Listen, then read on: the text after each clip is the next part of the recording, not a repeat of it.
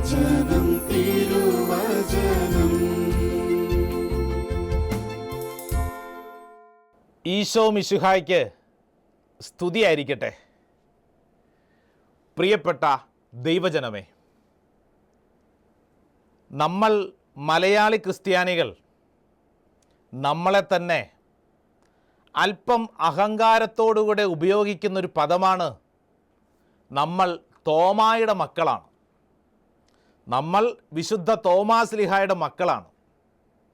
അതുകൊണ്ട് തന്നെ ലോകത്തിൽ എവിടെ പോയാലും വിശുദ്ധ തോമാശ്ലീഹായുടെ തിരുനാളുകൾ നമുക്കൊക്കെ അത്രമേൽ പ്രധാനപ്പെട്ടതാണ്.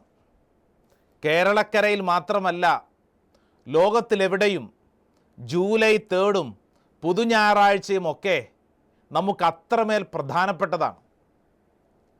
ദാ ഈ അനുഗ്രഹീത നാളുകളിൽ വിശുദ്ധ തോമാശ്ലീഹായോടൊപ്പം നമുക്കും ഈ ലോകത്തോട് പ്രഖ്യാപിക്കാം, എൻ്റെ കർത്താവേ, എൻ്റെ ദൈവമേ എന്ന്.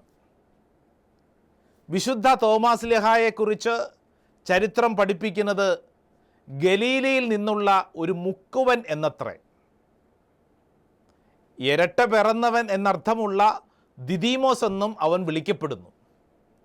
പിന്നെ ഒരു ചീത്തപ്പേരുള്ളത് അവിശ്വാസി എന്നുള്ളതാണ്.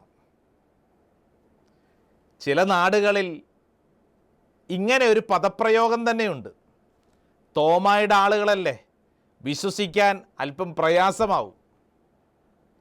പ്രിയപ്പെട്ടവരെ, ഈ ചീത്ത പേര് നമ്മൾ വിശുദ്ധ ഗ്രന്ഥത്തിൻ്റെ വെളിച്ചത്തിൽ ഒന്ന് അവലോകനം ചെയ്താൽ നമുക്കൊരു കാര്യം മനസ്സിലാകും. വിശുദ്ധ തോമാശ്ലീഹായ്ക്ക് ആരെയായിരുന്നു സംശയം? ശിഷ്യന്മാരെ ആയിരുന്നു സംശയം. വിശുദ്ധ യോഹന്നാൻ്റെ സുവിശേഷം 20-ാം അധ്യായം 25-ാം തിരുവചനം. അതുകൊണ്ട് മറ്റ് ശിഷ്യന്മാർ അവനോട് പറഞ്ഞു, ഞങ്ങൾ കർത്താവിനെ കണ്ടു. പക്ഷേ തോമാശ്ലീഹ വിശ്വസിച്ചില്ല. ആരെ വിശ്വസിച്ചില്ല? ശിഷ്യന്മാരെ വിശ്വസിച്ചില്ല. കാരണം യേശുവിനെ കണ്ടവർ പിന്നെ ഇങ്ങനെ വെറുതെ ഇരിക്കുമോ? ഉദ്ധിതനായ യേശുവിനെ കണ്ടവർ, അനുഭവിച്ചവർ ഇങ്ങനെ വെറുതെ ഇരിക്കുമോ? അതുകൊണ്ട് തോമായ്ക്ക് സംശയം യേശുവിനെ അല്ല, മറിച്ച് ശിഷ്യന്മാരെയാണ്. ഇപ്രകാരമുള്ള ഈ ചീത്തപ്പേരൊക്കെയുള്ള ഈ വിശുദ്ധ തോമാശ്ലീഹായുടെ അനുഗ്രഹീത തിരുനാൾ നാളുകളിൽ വിശുദ്ധ തോമാശ്ലീഹ നമ്മളോട് വ്യക്തിപരമായി ചില കാര്യങ്ങൾ പഠിപ്പിക്കുകയാണ്. ദാ ഈ സമയം ലോകത്തിൻ്റെ പല ഭാഗത്തായിരുന്നു കൊണ്ട് ഈ ശുശ്രൂഷയിൽ പങ്കെടുക്കുന്ന നമ്മളോട് വിശുദ്ധ തോമാശ്ലീഹ ചില കാര്യങ്ങൾ നമ്മുടെ വ്യക്തിപരമായ സ്വഭാവത്തിൽ ചേർക്കണമെന്ന് ആഗ്രഹിക്കുകയാണ്. അതാണ് നമ്മൾ ദാ ഈ സമയം വിശുദ്ധ ഗ്രന്ഥത്തിൻ്റെ വെളിച്ചത്തിൽ പഠിക്കുന്നത്. വിശുദ്ധ യോഹന്നാൻ്റെ സുവിശേഷം 14-ാം അധ്യായം അതിൻ്റെ 4-ഉം 5-ഉം തിരുവചനം വളരെ സുന്ദരമായി വിശുദ്ധ തോമാശ്ലീഹായുടെ സ്വഭാവത്തെക്കുറിച്ച് അവിടെ സൂചിപ്പിച്ചിരിക്കുകയാണ്. വളരെ നിഷ്കളങ്കമായിട്ടാണ് വിശുദ്ധ തോമ അവിടെ ഇടപെടുന്നത്. യോഹന്നാൻ്റെ സുവിശേഷം 14-ാം അധ്യായം അതിൻ്റെ 4-ഉം 5-ഉം തിരുവചനം. ഞാൻ പോകുന്നിടത്തേക്കുള്ള വഴി നിങ്ങൾക്കറിയാം. തോമസ് പറഞ്ഞു, കർത്താവേ, നീ എവിടേക്ക് പോകുന്നുവെന്ന് ഞങ്ങൾക്കറിഞ്ഞുകൂടാ, പിന്നെ വഴി ഞങ്ങൾ എങ്ങനെ അറിയും? പ്രിയപ്പെട്ടവരെ, വളരെ സുന്ദരമായ ഒരു സംഭാഷണമാണ്. ഈശോ വലിയ കാര്യങ്ങളാണ് പറയുന്നത്. അപ്പോൾ തോമാശ്ലീഹ പാവത്താനാ വളരെ നിഷ്കളങ്കമായിട്ടൊരു ചോദ്യം ചോദിക്കുക. ഈ വഴി ഞങ്ങൾക്കൊന്നും അറിഞ്ഞുകൂടാ, നീ എന്നതാ സംസാരിക്കണേ, ഞങ്ങൾക്കൊന്നും അറിഞ്ഞുകൂടാ. അതായത് മനസ്സിലാകാത്തത് മനസ്സിലായില്ല എന്ന് പറയാനുള്ള ചങ്കൂറ്റം നമുക്കതാണ് ഇല്ലാത്തതും. മനസ്സിലായില്ലെങ്കിലും എല്ലാം മനസ്സിലായ പോലെയാണ് നമ്മുടെയൊക്കെ ഇരിപ്പും നടപ്പും പെരുമാറ്റവും. ശരിയല്ലേ? ഒന്നും വിട്ടുകൊടുക്കാൻ നമ്മൾ തയ്യാറല്ല. ഒന്നും അറിയാൻ പാടില്ല എന്ന് നമ്മൾ സമ്മതിക്കേയില്ല. എല്ലാം അറിയാമെന്നാണ് നമ്മുടെ ഭാവം. വിശുദ്ധ തോമാശ്ലീഹ ദാ ഈ സമയം ഈ ശുശ്രൂഷയിൽ പങ്കെടുക്കുന്ന എന്നോടും നിങ്ങളോടും പറയുന്നു, അറിയാൻ പാടില്ലാത്തവർ അറിയാൻ പാടില്ല എന്ന് സമ്മതിക്കുക. നമ്മളായിരിക്കുന്ന അവസ്ഥ അംഗീകരിക്കുക, തർക്കിക്കാൻ പോകാതിരിക്കുക. എൻ്റെ നാട്ടിൽ എനിക്കൊരു കൂട്ടുകാരനുണ്ട്. ഞാൻ ഇടയ്ക്ക് നാട്ടിൽ ചെല്ലുമ്പോൾ ഞാൻ ഡൽഹിയിലെ വിശേഷങ്ങൾ പറയും. ഞാൻ ഡൽഹിയിലാണ് താമസിക്കുന്നത്. അപ്പോൾ ഡൽഹി ധ്യാന കേന്ദ്രത്തിൽ വിശേഷങ്ങളൊക്കെ പറയുമ്പോൾ ഡൽഹിയെക്കുറിച്ച് പറയും. തണുപ്പുള്ള സമയത്ത് അവിടുത്തെ തണുപ്പിനെക്കുറിച്ച് പറഞ്ഞ് തുടങ്ങുമ്പോൾ ആ കൂട്ടുകാരൻ ഉടനെ ഇങ്ങോട്ട് പറയും, ഓ ഡൽഹിയിലെ തണുപ്പ് അത് ഭയങ്കരമാണ്. എന്നിട്ട് ഡൽഹിയിലെ തണുപ്പിനെക്കുറിച്ച് എന്നെ പറഞ്ഞു പഠിപ്പിക്കും. ഇനി ചൂടിനെക്കുറിച്ച് പറഞ്ഞാൽ ഉടനെ തന്നെ അദ്ദേഹം ഡൽഹിയിലെ ചൂടിനെക്കുറിച്ച് പറയും. ഡൽഹിയിലെ ഭരണ സംവിധാനങ്ങളെക്കുറിച്ച് പറഞ്ഞാൽ ഉടനെ തന്നെ അദ്ദേഹം ഡൽഹിയിലെ ഭരണ സംവിധാനത്തിൻ്റെ പോരായ്മകൾ, നന്മകൾ ഒക്കെ ഇങ്ങോട്ട് പറയും. എന്ന് പറഞ്ഞു കഴിഞ്ഞാൽ ഞാനൊന്നും പറയേണ്ടി വരില്ല, അതിനു മുമ്പ് ആ വ്യക്തി ഇങ്ങോട്ട് പറയും. ഇദ്ദേഹം, അതായത് ഞങ്ങളുടെ നാട് ചേർത്തലയാണ്, ആലപ്പുഴ ജില്ല വിട്ട് പുറത്തു പോയിട്ടില്ല എന്നുള്ളതാണ് എൻ്റെ വിശ്വാസം. പക്ഷേ ഒരു കാര്യവും സമ്മതിക്കുകയില്ല. നമ്മൾ എന്തു പറഞ്ഞാലും ഉടനെ തന്നെ ഇദ്ദേഹം ആ വിഷയത്തിൽ ആധികാരികമായിട്ട് സംസാരിക്കാൻ തുടങ്ങും. ഞാനിത് പറയുമ്പോൾ ഒരു പക്ഷേ നിങ്ങൾക്കും ഉണ്ടാകാം ഇങ്ങനെ ഒരു കൂട്ടുകാരനും നാട്ടുകാരനും. ഒരു കാര്യവും വിട്ടുകൊടുക്കുകയില്ല, എല്ലാം അറിയാമെന്നാണ് വിചാരം. തർക്കിക്കുന്നതിന് ഒരു തരി ക്ഷാമവും ഇല്ല. ഇവിടെ വിശുദ്ധ തോമാസ് ലീഹ നമ്മുടെ സ്വഭാവത്തിൽ ചേർക്കണമെന്ന് ആഗ്രഹിച്ചുകൊണ്ടൊരു കാര്യം പറയാണ്. അറിയാൻ പാടില്ലാത്തത് അറിയാൻ പാടില്ല എന്ന് പറയണം, സത്യസന്ധമായി പെരുമാറണം, മനസ്സിലാകാത്ത കാര്യങ്ങളെ മനസ്സിലായില്ല എന്ന് അംഗീകരിക്കണം. എല്ലാം അറിയാമെന്ന് നമ്മൾ ഭാവിക്കരുത്. വിശുദ്ധ തോമാസ് ലീഹ നിഷ്കളങ്കമായി പെരുമാറിക്കൊണ്ട് പറഞ്ഞു, ഈശോയെ ഇതെന്നതായി പറയണേ, വഴിയോ ഇതൊന്നും ഞങ്ങൾക്ക് മനസ്സിലാവുന്നില്ല. അപ്പം അതുകൊണ്ട് വിശുദ്ധ തോമാസ് ലീഹായുടെ ഈ ഒരു ജീവിത ശൈലി നമുക്ക് സ്വീകരിക്കണം. യോഹന്നാൻ്റെ സുവിശേഷം 20-ാം അധ്യായം 25-ാം തിരുവചനത്തിൽ നമ്മൾ വായിക്കുന്നു, മറ്റ് ശിഷ്യന്മാർ അവനോട് പറഞ്ഞു, ഞങ്ങൾ കർത്താവിനെ കണ്ടു. എന്നാൽ അവൻ പറഞ്ഞു, അവൻ്റെ കൈകളിൽ ആണികളുടെ പഴുതുകൾ ഞാൻ കാണുകയും അവയിൽ എൻ്റെ വിരലിടുകയും അവൻ്റെ പാർശ്വത്തിൽ എൻ്റെ കൈ വയ്ക്കുകയും ചെയ്തല്ലാതെ ഞാൻ വിശ്വസിക്കുകയില്ല. എന്ന് പറഞ്ഞാൽ എൻ്റെ വിശ്വാസം വളരെ വ്യക്തിപരമാണ്.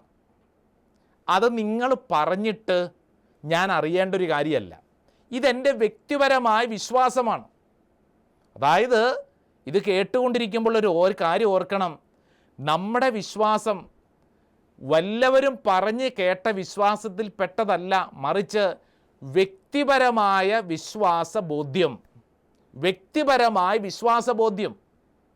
തോമാസ് ലീഹ ശിഷ്യന്മാരോട് പറഞ്ഞു, കൂടെയുള്ളവരോട് പറഞ്ഞു, അതെ നിങ്ങൾ പറഞ്ഞ് കേട്ടിട്ടല്ല എൻ്റെ വിശ്വാസം, മറിച്ച് ഞാൻ വ്യക്തിപരമായി അനുഭവിക്കേണ്ട ഒരു പ്രധാനപ്പെട്ട മേഖലയാണ് വ്യക്തിപരമായ വിശ്വാസബോധ്യം.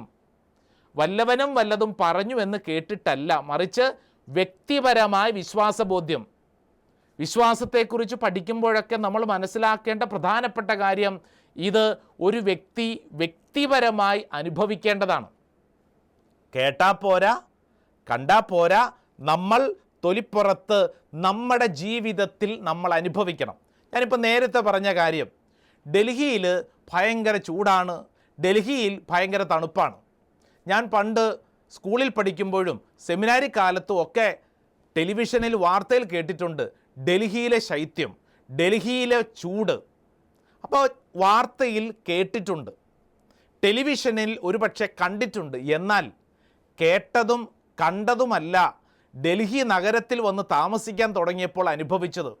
തണുപ്പ് ഇങ്ങനെ അനുഭവിച്ചു വന്നപ്പോൾ, ചൂടിൻ്റെ ആധിക്യം അനുഭവിച്ചു വന്നപ്പോൾ അത് എന്ത് എന്ന് വ്യക്തിപരമായി എനിക്ക് മനസ്സിലായി. എന്ന് പറഞ്ഞാൽ വിശ്വാസ ജീവിതവും ഇങ്ങനെ തന്നെ. നമ്മൾ വല്ലവരും പറഞ്ഞത് കേട്ടിട്ട് മാത്രം പോരാ, വ്യക്തിപരമായി നമ്മൾ ഇത് അനുഭവിക്കണം. ഞാൻ കുറച്ച് നാളുകൾക്ക് മുമ്പ് ഒരു ഇടവകയിലെ ചർച്ചയിലിരിക്കുകയാണ്. ഒരിടവകയിൽ കുറച്ച് കുടുംബങ്ങൾ തമ്മിലുള്ള തർക്കം. അപ്പോൾ ഇത് പരിഹരിക്കാൻ വേണ്ടി ഇരിക്കുന്ന അച്ഛന്മാരുടെ കൂടെ ഞാനും ഇരിക്കുന്നുണ്ട്. അപ്പോൾ അതിൽ ഒരു പ്രധാനപ്പെട്ട ആൾ, ആ ചർച്ചയിൽ ഒരു കുടുംബത്തിലൊരു പ്രധാനപ്പെട്ട ആൾ എഴുന്നേറ്റ് നിൽക്കുകയാണ്. എന്നിട്ട് അദ്ദേഹം പറയാണ്, എൻ്റെ കുടുംബം വളരെ പൗരാണികത്വം നിറഞ്ഞ കുടുംബമാണ്, പാരമ്പര്യമുള്ള കുടുംബമാണ്. ഞങ്ങളുടെ കുടുംബം, ഞങ്ങളുടെ അപ്പൻ്റെ അപ്പൻ്റെ അപ്പൻ്റെ അപ്പൻ വിശുദ്ധ തോമാസ് ലീഹായിൽ നേരിട്ട് മാമോദീസ മുക്കപ്പെട്ട കുടുംബമാണ്. നേരിട്ട് മാമോദീസ മുക്കപ്പെട്ട കുടുംബമാണ്. ഞങ്ങളുടെ കുടുംബം പാരമ്പര്യമുള്ള കുടുംബമാണ്. അപ്പോഴത്തേക്ക് ഇത് പറഞ്ഞുകൊണ്ടിരിക്കുമ്പോഴത്തേക്കും മറ്റൊരാൾ പറയുകയാണ്, ഞങ്ങളുടെ കുടുംബക്കാരാണ് പള്ളി പണിയാനായിട്ട് സ്ഥലം കൊടുത്തത്. അപ്പോൾ ആരും ഒന്നിനും വിട്ടുവീഴ്ചയ്ക്ക് തയ്യാറല്ല. ഇത് ഈ തർക്കം നടന്നുകൊണ്ടിരിക്കുമ്പോൾ ഞാൻ അടുത്തിരിക്കുന്ന വികാരിയച്ഛനോട് ചോദിച്ചു, ഈ പറഞ്ഞ ആൾ എങ്ങനെയുണ്ട്?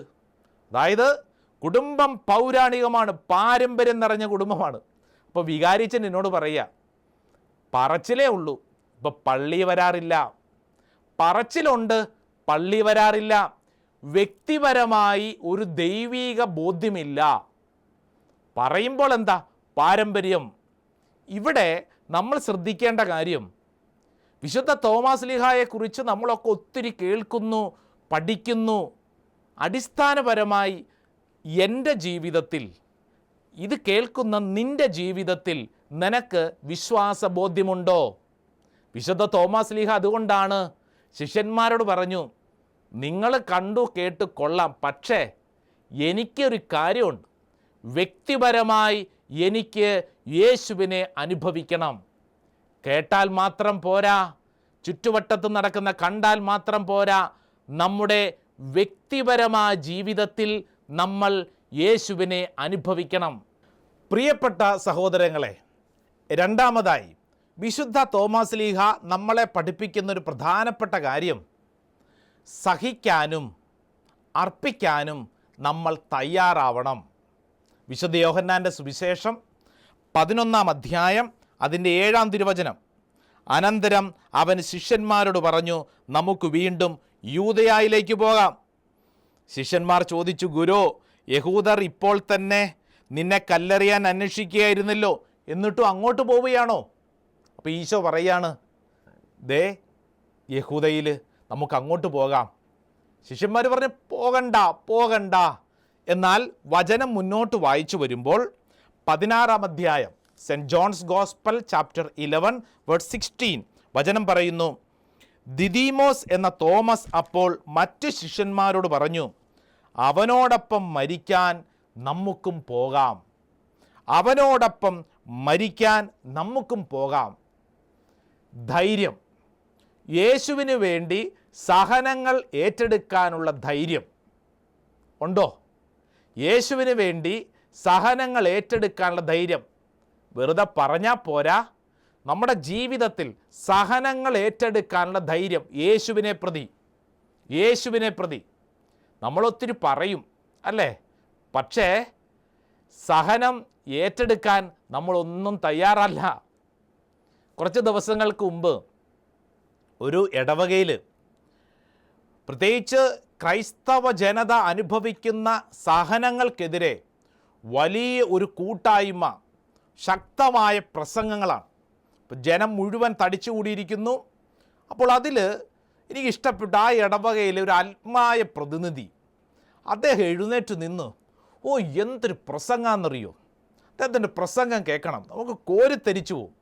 അദ്ദേഹം പറയാണ്, ആഫ്രിക്കയിൽ ക്രിസ്ത്യാനികൾ അനുഭവിക്കുന്ന സഹനം, സിറിയയിൽ അനുഭവിക്കുന്ന സഹനം, മണിപ്പൂരിൽ അനുഭവിക്കുന്ന സഹനം, ഇതൊക്കെ കണ്ടിട്ട് നമ്മളിങ്ങനെ ഇരുന്നാൽ മതിയോ എന്നിങ്ങനെയൊക്കെ വളരെ ശക്തമായിട്ട് ഇദ്ദേഹം ചോദിക്കുകയാണ്.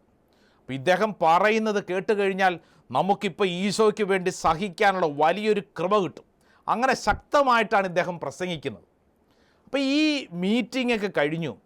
അപ്പോൾ അവിടെ ഒരു കുടുംബനാഥ മീറ്റിംഗ് കഴിഞ്ഞ് എല്ലാവരും ചായയെ കുടിച്ച് പിരിയുന്ന സമയത്ത് ഒരു വീട്ടമ്മ എൻ്റെ അടുക്ക വന്നിട്ട് പറഞ്ഞു, അച്ഛാ എനിക്ക് വേണ്ടി പ്രാർത്ഥിക്കണം, എൻ്റെ കുടുംബത്തിന് വേണ്ടി പ്രാർത്ഥിക്കണം. അപ്പം ഞാൻ പറഞ്ഞു, തീർച്ചയായിട്ടും പ്രാർത്ഥിക്കാം. എന്തിനു വേണ്ടി പ്രാർത്ഥിക്കണം? അച്ഛാ, ഞാനും എൻ്റെ മക്കളും എൻ്റെ ഭർത്താവിൻ്റെ പ്രവർത്തികളിൽ അസ്വസ്ഥരാണ്, സഹിച്ചു മടുത്തിരിക്കുകയാണ്. അച്ഛാ, അത്രമേൽ ഞങ്ങളെ പീഡിപ്പിക്കുകയാണ്. ഞാൻ പറഞ്ഞത് പ്രാർത്ഥിക്കാം. എന്നിട്ട് ഞാൻ ഈ സഹോദരൻ്റെ പേര് ചോദിച്ചു. ഞാൻ ചോദിച്ചു, ഈ ഇടവക തന്നെ ഉണ്ടോ, പള്ളി വരുമോ? അപ്പോൾ ആ സഹോദരി എന്നോട് പറയാണ്, അച്ഛാ, കുറച്ച് മുമ്പ് അച്ഛൻ ആ പ്രസംഗം കേട്ടില്ലേ? കോരിത്തരിപ്പിക്കുന്ന പ്രസംഗം. മണിപ്പൂരിലെയും സിറിയയിലെയും ആഫ്രിക്കയിലെയും ഒക്കെ ക്രിസ്ത്യാനികൾ അനുഭവിക്കുന്ന പീഡകളെക്കുറിച്ച് പ്രസംഗിച്ച ആ മനുഷ്യൻ. അതാണ് എൻ്റെ ഭർത്താവ്. അതാണ് അച്ഛ എൻ്റെ ഭർത്താവ്. അദ്ദേഹം ലോകത്ത് നടക്കുന്ന എല്ലാ സഹനങ്ങളെക്കുറിച്ചും പീഡകളെക്കുറിച്ചും പ്രസംഗിച്ചു. സ്വന്തം വീട്ടിൽ ഭാര്യയും മക്കളും ഇദ്ദേഹത്തിൻ്റെ പീഡകളേറ്റ് സഹിക്കുകയാണ്.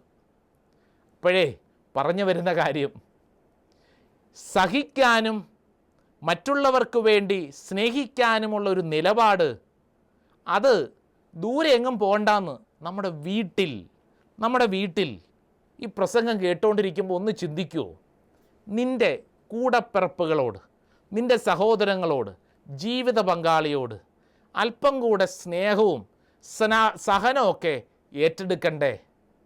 തോമാസ് ലീഹ നമ്മളെ ക്ഷണിക്കുന്ന അതിനു വേണ്ടിയിട്ടാണ്. നമുക്കും അവനോടൊപ്പം പോയി മരിക്കാമെന്ന് പറഞ്ഞു കഴിഞ്ഞാൽ അതിൻ്റെ അർത്ഥം ഉടനെ തന്നെ നമ്മൾ ബാഗും തൂക്കി ഇസ്രായേലിന് പോകണോ യൂദയായ്ക്ക് പോകണോ എന്നല്ല.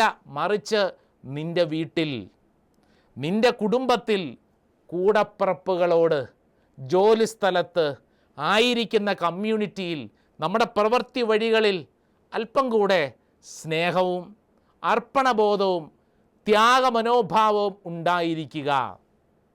മൂന്നാമതായി വിശുദ്ധ തോമാസ് ലീഹ നമ്മളെ പഠിപ്പിക്കുന്നത് യോഹന്നാൻ്റെ സുവിശേഷം 20-ാം അധ്യായം 19 മുതലുള്ള തിരുവചനത്തിലാണ്. നമ്മൾ ആദ്യം പറഞ്ഞില്ലേ, തോമാസ് ലീഹായ്ക്കൊരു ചീത്തപ്പേരുണ്ട്. എന്താണ്? അവിശ്വാസി. ഇങ്ങനെ ഒരു ചീത്തപ്പേര് വരാൻ എന്താ കാരണം? ചീത്തപ്പേര് വരാൻ കാരണം കൂട്ടായ്മയിൽ ഉണ്ടായിരുന്നില്ല. യോഹന്നാൻ്റെ സുവിശേഷം 20-ാം അധ്യായം 19 മുതലുള്ള വചനത്തിൽ നമ്മൾ വായിക്കുന്നത്, ആഴ്ചയുടെ ആദ്യ ദിവസമായ അന്ന് വൈകിട്ട് ശിഷ്യന്മാർ യഹൂദരെ ഭയന്ന് കതകടച്ചിരിക്കെ യേശു വന്ന് അവരുടെ മധ്യത്തിൽ നിന്ന് അവരോട് പറഞ്ഞു, നിങ്ങൾക്ക് സമാധാനം. അതായത് ഭയപ്പെട്ടിരുന്ന, ജീവിതത്തിൽ എല്ലാം അടഞ്ഞുവെന്ന് കരുതിയിരുന്ന ശിഷ്യന്മാരുടെ മുമ്പിൽ യേശു വന്ന് അവർക്ക് സമാധാനം കൊടുത്തു. അവർക്ക് പരിശുദ്ധാത്മാവിനെ സമ്മാനിച്ചു. പല കാര്യങ്ങളും സംഭാഷണമുണ്ടായി. വചനം മുമ്പോട്ട് വായിക്കുമ്പോൾ 24-ാം തിരുവചനം, യോഹന്നാൻ്റെ സുവിശേഷം 20-ാം അധ്യായം 24, 12 പേരിൽ ഒരുവനും ദിദിമോസ് എന്ന് വിളിക്കപ്പെടുന്നവനുമായ തോമസ് യേശു വന്നപ്പോൾ അവരോടുകൂടെ ഉണ്ടായിരുന്നില്ല, കൂട്ടത്തിലുണ്ടായിരുന്നില്ല. പ്രിയപ്പെട്ടവരെ, ഇത് വായിച്ച് ധ്യാനിക്കുമ്പോൾ നമ്മുടെയൊക്കെ പലരുടെയും ചീത്തപ്പേര് മാറാനുള്ളൊരു നല്ല കാര്യം വിശുദ്ധ തോമാസ് ലീഹ നമ്മളോട് പറയുക. കൂട്ടായ്മയിൽ നിന്ന് മാറി നിൽക്കരുത്. കൂട്ടായ്മയിൽ നിന്ന് മാറി നിൽക്കരുത്. അത് ഇടവക, കുടുംബ കൂട്ടായ്മ, പ്രാർത്ഥനാ കൂട്ടായ്മ, ധ്യാനകേന്ദ്രം, മധ്യസ്ഥ പ്രാർത്ഥന, അങ്ങനെ പല കൂട്ടായ്മകൾ നമുക്കുണ്ട്. ഈ കൂട്ടായ്മയിൽ നിന്ന് നമ്മൾ മാറി നിൽക്കരുത്. പല കാരണങ്ങളുണ്ടാവും. ശരിയാണ്, പല കാരണങ്ങളുമുണ്ട്. പക്ഷേ ഇടവക കൂട്ടായ്മയിൽ നിന്നൊക്കെ ഒരിക്കലും മാറി നിൽക്കരുത്. പല കാരണങ്ങളല്ലേ. കഴിഞ്ഞ ദിവസം ഒരു വ്യക്തി എൻ്റെ അടുക്കൽ വന്ന് പ്രാർത്ഥിക്കാമെന്ന് പറയാം, അച്ഛാ ഞാൻ എൻ്റെ ഇടവകയിൽ ഇപ്പോൾ പോകുന്നില്ല. ഞാൻ ചോദിച്ചു, അതെന്താ പോകാത്തെ? അച്ഛാ, അച്ഛനറിയാമല്ലോ, ഞാൻ ആ പള്ളിയിൽ എത്ര സുന്ദരമായിട്ട് ഗായക സംഘത്തെ നേതൃത്വം കൊടുത്തുകൊണ്ടിരുന്നതാണ് എന്ന് പറഞ്ഞാൽ ആ ഇടവകയിലെ പാട്ട് സംഘത്തിൻ്റെ നേതാവ് വർഷങ്ങളായി, എനിക്കറിയാം, വർഷങ്ങളായി. പുതിയൊരു വികാരിയച്ഛൻ വന്നു. ഗായക സംഘത്തെ മൊത്തം ഒന്ന് ഈ അച്ഛൻ പുതുക്കി പണിതു. അപ്പോൾ നേതൃത്വ സ്ഥാനത്തുണ്ടായിരുന്ന ആൾക്ക് നേതൃത്വ സ്ഥാനം നഷ്ടപ്പെട്ടു. ഇദ്ദേഹം എന്നോട് പറയാ, അച്ഛാ എനിക്കിപ്പോൾ പള്ളി പോകാൻ തോന്നുന്നില്ല. ഞാനിപ്പോൾ പള്ളിയിൽ പോയിട്ട് തന്നെ കുറേ ദിവസങ്ങളായി. ഞാൻ കുർബാനയ്ക്ക് വേറെ ഒരു പള്ളിയിലാണ് പോകുന്നത്. എനിക്കവിടെ പോകാൻ തോന്നുന്നില്ല. സ്ഥാനം നഷ്ടപ്പെട്ടു. ഇത്രയും നാളും ട്രസ്റ്റി ആയിരുന്നു. ഞാനാണ് ഈ പള്ളി നടത്തിക്കൊണ്ടിരുന്നത്. ഈ പള്ളിയിലെ പല കാര്യങ്ങളും ഞാനാണ് കണക്കെഴുതിക്കൊണ്ടിരുന്നത്. ഞാനാണ്. എൻ്റെ സ്ഥാനം നഷ്ടപ്പെട്ട് കഴിഞ്ഞപ്പോൾ ഞാൻ പോകുന്നില്ല. ഞാനിത് പറയുമ്പോൾ പലവിധ വിഷയങ്ങളിൽ ഇടവകയോട്, കുടുംബ കൂട്ടായ്മയോട് മുറിവേറ്റ പലരും ഉണ്ടല്ലോ. അവഗണിച്ചു, ചോദിച്ചില്ല, എന്നെ പരിഗണിച്ചില്ല, എന്നോട് സ്നേഹം കാണിച്ചില്ല എന്നിങ്ങനെ തുടങ്ങി പല വിഷയങ്ങളിൽ മാറ്റി നിർത്തപ്പെട്ട, ഒറ്റപ്പെട്ട അനേകർ ഇവിടെ ഇരിപ്പുണ്ട്. എന്നെ കേൾക്കുന്ന പ്രിയപ്പെട്ടവരെ, എന്ത് തന്നെയാണെങ്കിലും, എത്ര ത്യാഗം സഹിച്ചിട്ടാണെങ്കിലും കൂട്ടായ്മ വിട്ടു പോയേക്കരുത്. കൂട്ടായ്മയോട് ചേർന്നിരിക്കണം. കൂട്ടായ്മയോട് ചേർന്നില്ലെങ്കിൽ വിശുദ്ധ തോമാസ് ലീഹ ദാ എന്നും കേൾക്കുന്ന ഈ ചീത്തപ്പേര് നമ്മളും കേൾക്കേണ്ടി വരും. എന്താ അത്? അവിശ്വാസി. പ്രിയപ്പെട്ടവരെ, കൂട്ടായ്മ വളരെ പ്രധാനപ്പെട്ടതാണ്. ഇടവകയുടെ കൂട്ടായ്മ, കുടുംബ കൂട്ടായ്മ, അതിലൊക്കെ പോകണം, പങ്കെടുക്കണം. മധ്യസ്ഥ പ്രാർത്ഥന കൂട്ടായ്മ. ഒരുപക്ഷെ ചില വ്യക്തികളോടുള്ള വ്യക്തിപരമായ തർക്കങ്ങളുടെ പേരിൽ ഒരിക്കലും നമ്മുടെ അഭിഷേകത്തെ നമ്മൾ നഷ്ടപ്പെടുത്തി കളയരുത്. നഷ്ടപ്പെട്ട് കഴിഞ്ഞാൽ ആർക്കാണ് നഷ്ടം? നമുക്ക് തന്നെയാണ് നഷ്ടം. നമ്മുടെ അഭിഷേകമാണ് നഷ്ടപ്പെടുന്നത്. അതുകൊണ്ട് ഈ ശുശ്രൂഷ സമയം വിശുദ്ധ തോമാസ് ലീഹ എന്നോടും നിന്നോടും പറയുകയാണ്, കൂട്ടായ്മ വിട്ടു പോകരുതേ. കൂട്ടായ്മയിലായിരിക്കണം. എത്ര ത്യാഗം സഹിച്ചാണെങ്കിലും കൂട്ടായ്മയോട് അള്ളിപ്പിടിച്ചായിരിക്കണം. അതോടൊപ്പം തന്നെ നാലാമത്തെ ഒരു ചിന്ത, വിശുദ്ധ തോമാസ് ലീഹ പ്രഖ്യാപിച്ച പ്രഖ്യാപനം എന്താ അത്? എൻ്റെ കർത്താവേ, എൻ്റെ ദൈവമേ. ഒന്ന് ചിന്തിച്ച് നോക്കിക്കേ, എത്ര സുന്ദരമായ പ്രാർത്ഥന. ഇതെങ്ങനെയായിരിക്കും വിശുദ്ധ തോമാസ് ലീഹ പ്രഖ്യാപിച്ചത്? ഒന്ന് മനസ്സിലൊന്ന് ഭാവനയിലൊന്ന് കണ്ടു നോക്കിക്കേ, അല്ലേ? വിശുദ്ധ തോമാസ് ലീഹ, അല്ലേ? തോമാസ് ലീഹായുടെ മുമ്പിൽ യേശു പ്രത്യക്ഷപ്പെട്ടു. ഒന്ന് ഭാവനയിലൊന്ന് കണ്ടു നോക്കിക്കേ. യേശു പ്രത്യക്ഷപ്പെട്ടു. എന്നിട്ട് യേശു പറയാണ്, തോമാ, നീ അവിശ്വാസിയാകാതെ വിശ്വാസിയാകുക. ദേ എൻ്റെ ശരീരത്തിലേക്ക് നോക്കിയേ, എൻ്റെ മുറിവുകൾ കണ്ടില്ലേ? എൻ്റെ മുറിവുകൾ കണ്ടില്ലേ? ഇത് കണ്ട ഉടനെ നമ്മുടെ തോമ എങ്ങനെയായിരിക്കും പ്രതികരിച്ചിട്ടുണ്ടാവുക? തോമ ഉറപ്പായിട്ടും, അല്ലേ, ഉറപ്പായിട്ടും അവിടെ മുട്ടുകുത്തി 2 കരങ്ങൾ ഉയർത്തിപ്പിടിച്ചുകൊണ്ട് ഒച്ചത്തിൽ കരഞ്ഞുകൊണ്ട് പ്രാർത്ഥിച്ചിട്ടുണ്ടാവും. എന്താ പ്രാർത്ഥന? എൻ്റെ കർത്താവേ, എൻ്റെ ദൈവമേ. അത് അനുതാപത്തിൻ്റെ പ്രാർത്ഥനയാണ്, കണ്ണുനീരിൻ്റെ പ്രാർത്ഥനയാണ്, എളിമപ്പെട്ട പ്രാർത്ഥനയാണ്. അല്ലാതെ അഹങ്കാരത്തോടുകൂടെ മുദ്രാവാക്യമല്ല എൻ്റെ കർത്താവ് എൻ്റെ ദൈവമേ. ഇന്നത് പലപ്പോഴും പല ജാഥയ്ക്കും മുദ്രാവാക്യമായി മാറി. ഇത് അനുതാപത്തിൻ്റെ പ്രാർത്ഥനയാണ്, കണ്ണുനീരിൻ്റെയും എളിമപ്പെടലിൻ്റെയും താഴ്മയുടെയും പ്രാർത്ഥനയാണ്. തോമാസ് ലീഹ യേശുവിൻ്റെ മുറിവ് കണ്ടു, യേശുവിൻ്റെ മുറിവിൽ പോയി തൊട്ടു എന്നൊന്നും എഴുതിയിട്ടില്ല. മറിച്ച് ഇത് കണ്ട ഉടനെ അത്രത്തോളം സ്നേഹമുള്ള ഈ തോമാസ് ലീഹ അവിടെ നിന്ന് പ്രഖ്യാപിക്കുകയാണ്, എൻ്റെ കർത്താവേ, എൻ്റെ ദൈവമേ. യേശയ്യായുടെ പ്രവചനം 66 അധ്യായം അതിൻ്റെ 2 തിരുവചനത്തിൽ നമ്മളോട് പഠിപ്പിക്കുന്നൊരു സുന്ദരമായ വചനമുണ്ട്. Book of Isaiah chapter 66 words 2. ആത്മാവിൽ എളിമയും അനുതാപവും ഉണ്ടായിരിക്കുകയും എൻ്റെ വചനം ശ്രവിക്കുമ്പോൾ വിറയ്ക്കുകയും ചെയ്യുന്നവനെയാണ് ഞാൻ കടാക്ഷിക്കുന്നത്. ആരെയാണ് ദൈവം കടാക്ഷിക്കുന്നത്, അനുഗ്രഹിക്കുന്നത്? വചനം പറയുന്നു, ആത്മാവിൽ എളിമയും അനുതാപവും ഉണ്ടായിരിക്കണം. വളരെ പ്രധാനപ്പെട്ട കാര്യം. ആത്മാവിൽ എളിമപ്പെടണം, അനുതപിക്കണം. എൻ്റെ കർത്താവേ, എൻ്റെ ദൈവമേ എന്നുള്ള പ്രാർത്ഥന അനുതാപത്തിൻ്റെയും എളിമപ്പെടലിൻ്റെയും പ്രാർത്ഥനയാണ്. എന്ന് പറഞ്ഞാൽ ദൈവ അനുഭവം ലഭിക്കുന്നൊരു വ്യക്തി തന്നെ എളിമപ്പെടുത്തും. അതോടൊപ്പം തന്നെ തൻ്റെ കുറവുകളെ ഓർത്ത് മാപ്പ് ചോദിച്ച് പ്രാർത്ഥിക്കും. ഈ ശുശ്രൂഷ സമയം എന്നെ കേൾക്കുന്ന പ്രിയപ്പെട്ടവരെ, വിശുദ്ധ തോമാസ് ലീഹായെക്കുറിച്ച് ധ്യാനിക്കുമ്പോൾ നമുക്ക് നമ്മളെക്കുറിച്ചും ചിന്തിക്കാം. എത്ര നാളായി നല്ലൊരു കുമ്പസാരം നടത്തിയിട്ട്? തമ്പുരാൻ്റെ മുമ്പിൽ കരഞ്ഞിട്ട് എത്ര നാളായി? നാട്ടുകാരുടെയും വീട്ടുകാരുടെയും മുമ്പിൽ കരയുന്നതല്ല. ആ കരച്ചിൽ കൊണ്ടൊന്നും ഒരു കാര്യമില്ലെന്നേ. മറിച്ച് അനുഗ്രഹം ലഭിക്കണമെങ്കിൽ ദൈവത്തിന് മുമ്പിൽ ഇരുന്ന് കരയണം. അങ്ങനെ കരഞ്ഞിട്ടൊക്കെ എത്ര നാളായി?